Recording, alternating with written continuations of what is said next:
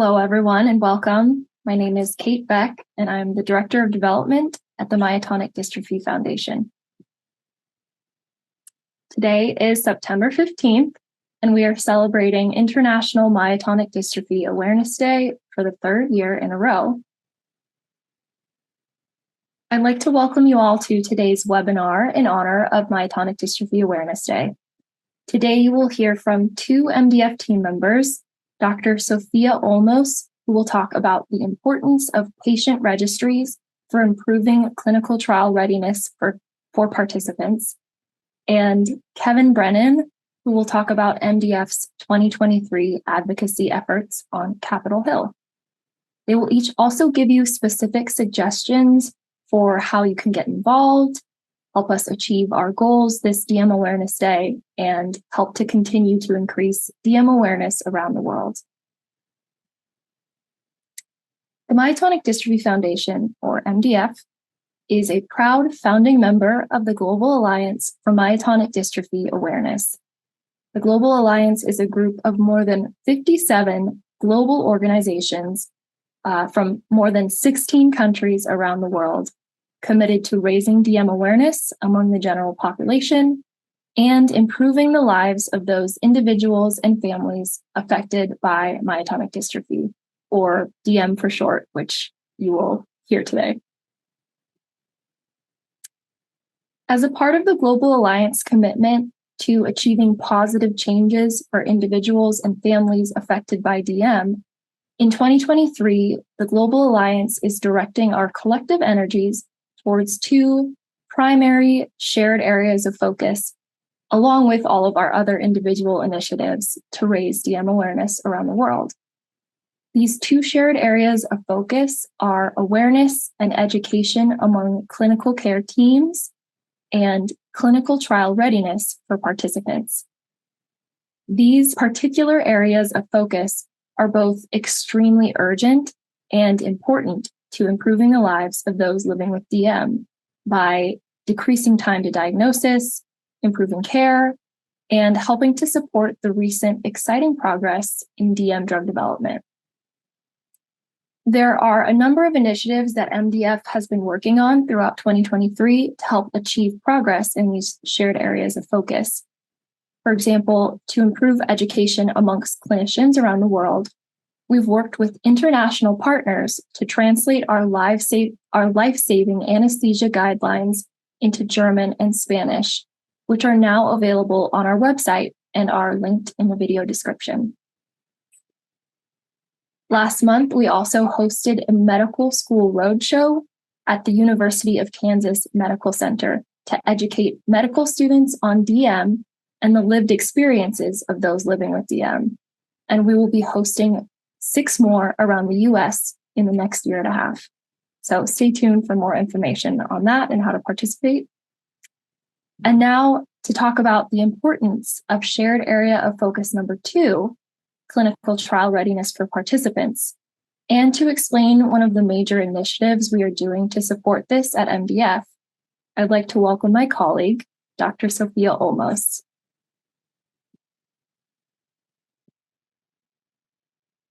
Thank you, Kate. Hello, everybody. Welcome. I am Sofia Olmos, the Myotonic Dystrophy Family Registry Coordinator at MDF. In this presentation, I am going to be talking about clinical trial readiness for participants, why is it important, and the work that we are doing at the Myotonic Dystrophy Foundation towards supporting and achieving trial readiness.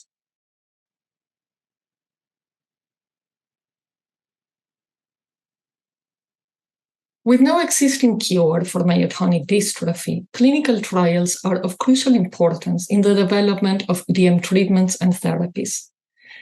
However, a common obstacle that clinical trials face is recruiting participants for the studies. And this is especially true for rare diseases. Some factors that contribute to this are working with smaller populations to begin with, specific eligibility criteria for the studies, inability of participants to travel to the sites, just to mention a few. A powerful tool that can help us overcome some of these obstacles by gathering information and learning about the community that we work with are patient registries. And this brings us to how, at the Myotonic Dystrophy Foundation, we are supporting clinical trial readiness. Among the many things that we do at the foundation, we manage the Myotonic Dystrophy Family Registry. So in the next few slides, I am going to talk about the registry, what it is, how to join, and how it works.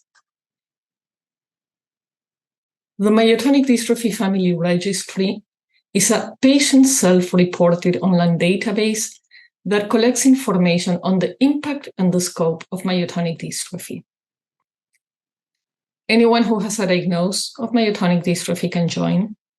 Those children who are younger than 18 years of age, or those adults who cannot make their own medical decisions, must have a legal guardian, a parent, or a custodian to register on their behalf.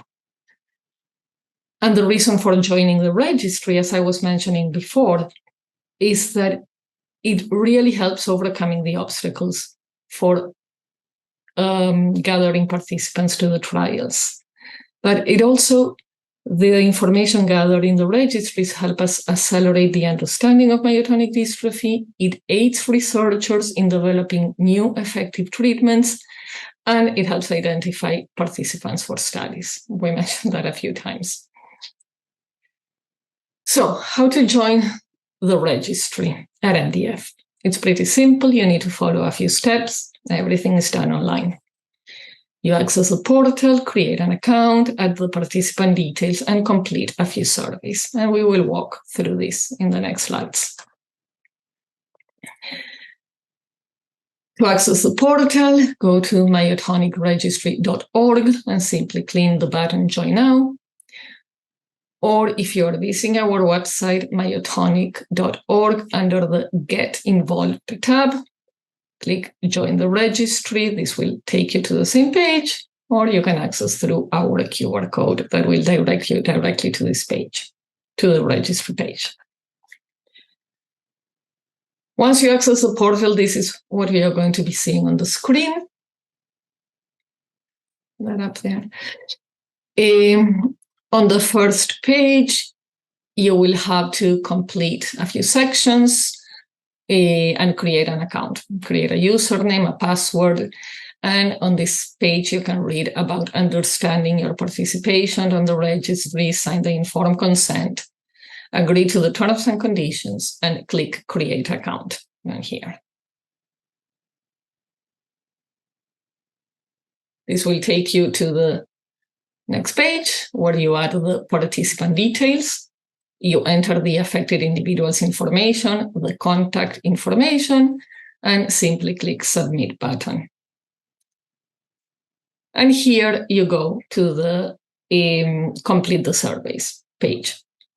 So the registry, the Myotonic Dystrophy Family Registry, gathers information on 3 different surveys: diagnosis, symptoms, and quality of life. Diagnosis, besides what diagnosis participants have, it gathers some demographic information. Symptoms, it covers topics such as motor function, myotonia, cardiac impact of DM, vision, fatigue, and so on. And quality of life, how DM affects your daily life. All in all, these surveys have about 60 questions. However, they are all multiple choice, so it goes pretty fast. These are screenshots of to give you an example how this works. So for example, on diagnosis, you just choose here what your diagnosis is, click next, and you'll go to the next one. And this is how, as you go completing your surveys, you will see how these display on the dashboard. A particular and very interesting feature about the Myotonic Dystrophy Family Registry is that once you have completed the surveys, you can view summary data. This is completely anonymous. You just see a summary of the data. There is no personal information here. So on the dashboard, next to each of the surveys, there is an option to click View Data, which is also up here. So the same thing. So once you click on View Data, you will be directed to this page where you can choose any of these questions, where you will see the summary, and of all the people who have responded those questions in our registry, you'll see an average, and you will see these sort of tables. And this is a very popular feature of our registry.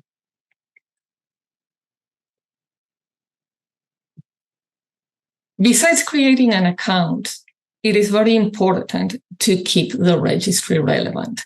So we do ask our participants to update the profile once a year to make sure that their contact information and the symptoms and quality of life information is accurate and up to date. Why does it matter to update the profile? I cannot emphasize enough how registries help us identify potential participants for clinical trials, and having the most updated information is really important. It lets researchers and clinicians understand the progression of myotonic dystrophy over the time and how the outcome of the disease impacts patients' lives on a daily basis. And it moves us one step forwards to treatments and a cure for myotonic dystrophy. So, to celebrate the Awareness International Day, how can we increase our clinical trial readiness? We can register to the Myotonic Dystrophy Family Registry. We can encourage friends and family living with myotonic dystrophy to participate. If we are already members of the registry, we can update our information, and we can discover about research participation opportunities and the latest studies and trials on our website, myotonic.org, on clinicaltrials.gov, and by searching for myotonic dystrophy within this website. With that being said, thank you for attending this webinar. If you have any questions regarding the registry, regarding clinical trials, please don't hesitate to contact us. I am Sofia. Our phone number is here, 415-800-7777, or you can check our website or send us an email to coordinator@myotonicregistry.org. Thank you very much. I hope you enjoyed this webinar and that it was helpful for you. Thanks. Thank you so much, Sofia. I would now like to welcome my colleague, Kevin Brennan, who is MDF's advocacy consultant, to talk about MDF's 2023 advocacy efforts on Capitol Hill. Hello, everybody. Welcome to today's webinar in recognition of September 15th today, which is International Myotonic Dystrophy Awareness Day.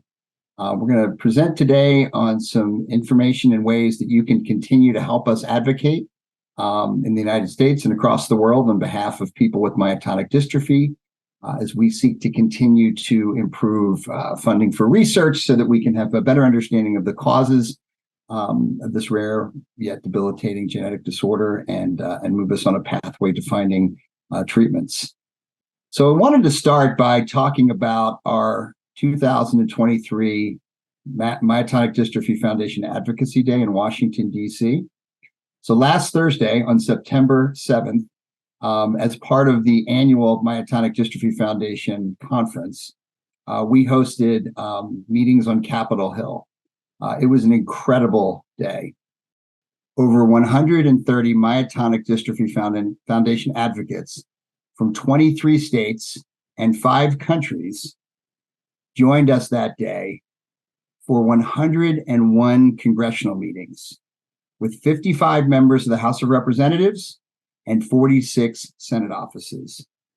We left early in the morning with a tremendous breakfast that talked about all of the advocacy priorities that we've discussed, and folks marched up to the Hill, or took buses up to the Hill, and visited all of these members of Congress and their staff to talk about the importance of biomedical research funding at the NIH.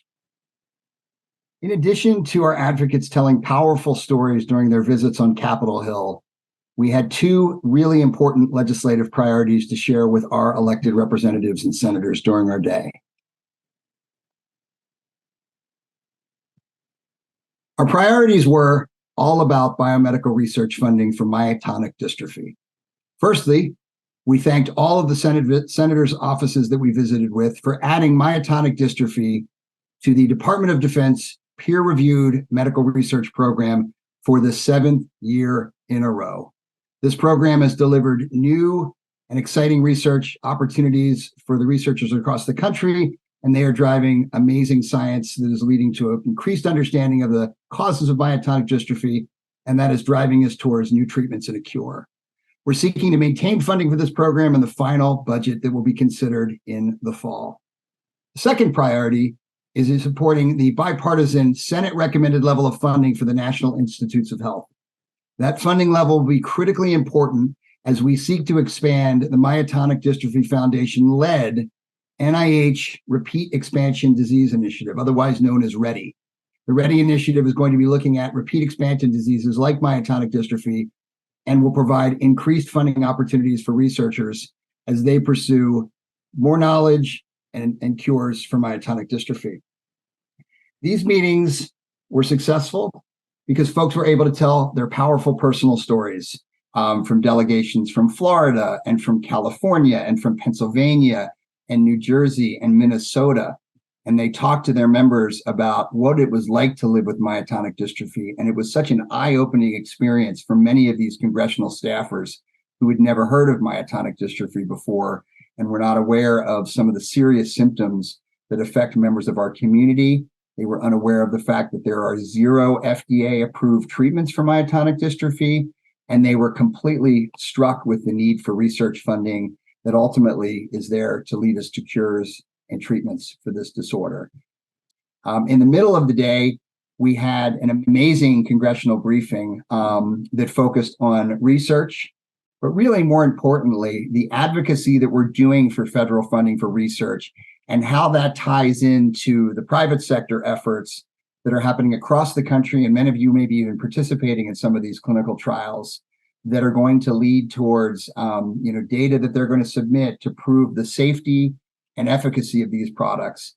And these new drug applications are going to land in the hands of the folks at the Food and Drug Administration who will review these products and ultimately make decisions about approval of these products. So we were joined by Senator Amy Klobuchar of Minnesota, who was a co-sponsor of the International Myotonic Dystrophy Awareness Resolution that passed the Senate last September. We were joined by leading scientists from the NIH, including Dr. Criswell from NIAMS. We were joined by Colonel Sarah Goldman, who is the head of the Congressionally Directed Medical Research Program, which we've talked about. And then for the private sector piece and sort of representing the science that we're seeing across industry as they look at multiple different targets. And we know that there's different drug developers who are pursuing different approaches to myotonic dystrophy. But in this case, we had folks from Avidity Biosciences who joined us and made a terrific presentation. And our own Chuck Hunt, who was on the National Advocacy Committee, closed out the briefing and really inspired everybody to continue this effort forward. So folks came back after those meetings. We had a briefing in the hotel afterwards, and I've never seen the level of energy, excitement, enthusiasm from folks, particularly those who had never done a congressional meeting before in their entire lives. They were absolutely ready and willing to join our advocacy program and continue on that journey into next year, which we're going to talk about in a little bit and how to really get engaged. But I have been in this organization for over 8 years and have attended almost every annual meeting, and I've never seen that level of excitement and enthusiasm, and it was just so wonderful to see. The reception that evening was also fantastic, and we honored Senators Tim Kaine and Cynthia Olmos, who have been friends of the organization and advocates for research. In addition to that, were the co-sponsors, the lead sponsors, I should say, of our International Myotonic Dystrophy Resolution. So it was an absolutely incredible and landmark day for this organization. And we really made a huge impact on the Hill as far as folks that are now aware that myotonic dystrophy exists. They understand its severity. They're disappointed that there are no treatments. and they're aligned with us on efforts to grow research that we will see treatments in a brighter future for our community. So, what can you do? How can you take advantage of this incredibly important day, International Myotonic Dystrophy Awareness Day? Well, we want you to join your friends, your colleagues, your community that were here in DC last week and become an advocate. And we're going to talk a little bit about what that means and how you can do it. So if you don't know who your member of the House of Representatives is, your representative or your congresswoman, your congressman, the person who represents you in the House of Representatives, if you go to congress.gov, you will find on the far right-hand middle section of that site, you can see the screenshot here, a place where you can include your mailing address. And if you do that, you will find your 2 senators and your representative. So the senators are obviously easy to find because a state is a state. In some cases, you might find that you have 2 representatives that pop up. With computers and their ability to draw congressional districts now, you find that you might live on one side of the street, and you're represented by Kwesi Mfume, who's the congressman here, or on the other side of the street, you might be represented by, say, Steny Hoyer, another member of the Maryland delegation. But in general, I find that this is a really good source of information so that you can figure out, first off, who do I need to be advocating with? So then if you want to find out more about your senator and how you get in touch with them, whether you want to request a meeting, maybe back in the state or maybe on a visit to DC, or if you want to figure out how to communicate them, the best place to go is starting at their website. So this is my parents' representative or senator, one of their senators, Senator Chris Van Hollen. You can see here when you pull this up, it'll give you their information on their office in DC, and then you can find their website. And here is a screenshot of the front of his website. Not all of these websites are the same. I like to say to folks that there's 535 members of the House and Senate, and they're all individual small businesses, so to speak. In general, you'll find they try to follow certain templates, but each site's going to be a little bit different. But in this case, you'll see that there's an about, there's constituent services, issues, news, contact, investing in Maryland. And so you can play around with each of these sites and learn a little bit. But as we go deeper into the Senator's Van Hollen's website, there's a place where you can send emails. And this is where you have your opinion about certain pieces of legislation. They're going to want to know your name, your address, and then some information about what we're doing. So we're encouraging folks, if they haven't had a chance already, to communicate on our NIH priorities and our PRMRP priorities. And this information will be available on myotonic.org. The reason for this is that senators and members of the House, they only have so many resources to answer mail. So they really want to make sure that they're hearing from their constituents. So it's not really advisable to send emails to a Maryland senator if you live in California, because they're going to just forward your correspondence over to Senator Feinstein or Senator Padilla's office. So it's really important to make sure that you're a constituent and that you're communicating to the right folks. What if you want to meet with the folks? So here's another example in Senator Van Hollen's website where you can request to meet in DC. You can request to meet in Maryland. One of the advantages of doing one in the state, and granted, senators are going to be a little bit harder to see than House members because in California, you're represented by, you're in the 7th largest economy in the world, essentially. Whereas a congressional district is about 500,000 people. So it's a smaller population and number of requests that they're going to be getting. I encourage you to try to do both, but just recognize that it might take a little bit longer sometimes to get the senator, or you may decide that you just want to meet with staff. The harder part about DC is, if you're not living here, you might only have a day or two that you're going to be here. So then it's harder even more to squeeze that in. So it's usually a little bit easier if you're doing that back home. So what do you say when you talk to folks, right? So again, it's really important to highlight that you're a constituent. So you want to put your name and your hometown. We want folks to share their personal story. We want this communication and this advocacy to be real, to be authentic. We also want it to be something that helps create awareness. And I know, and particularly having spent, the last several days in Washington with 500, myotonic dystrophy community members, caregivers, and clinicians, sometimes these stories are hard. It's not an easy journey that you're on. I would encourage you not to be reluctant to share your hardest day. I think it's really important for them to understand how difficult this disease is and how long we've waited for treatments and how little research funding we've had, so that they see a sense of urgency and are willing to make decisions that are tough and support what we want to do. And so the letter template that we've provided for folks includes information about supporting our PRMRP requests, and then also including funding for the National Institutes of Health. And then lastly, there's a piece that just says, hey, we look forward to your replies, that they understand that we want to hear back from folks. So it's really important that we do that. As we go forward, and I think this is really important, there was a tremendous energy in all of the advocates that we spoke to in Washington. I've never had, and I've been to almost every annual conference for the last 8 years. The number of folks who approached me and said, how can I get involved in advocacy? What more can we do? We're building, I think, a group of very dedicated advocates who want to lead in their states.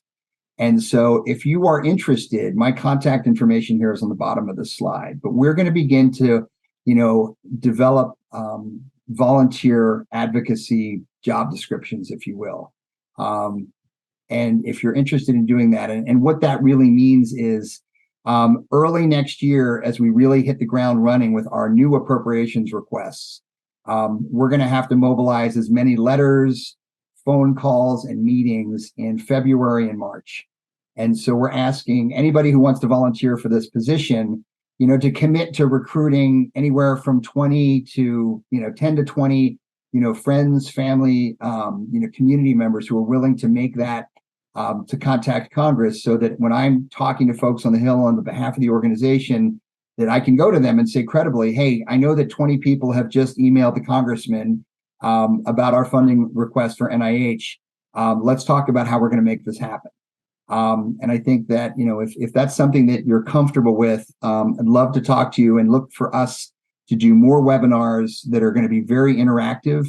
Some folks have suggested that we do some that also then break down by state. We're thinking about some exciting campaigns where we can do, messages to Congress. And so I think it's going to be a really exciting year coming up, and we hope that you'll want to join us in this growing movement on behalf of every single person in the United States and across the world who's a member of this community. I think great things are on the horizon for us, but we need you by our side to make that happen.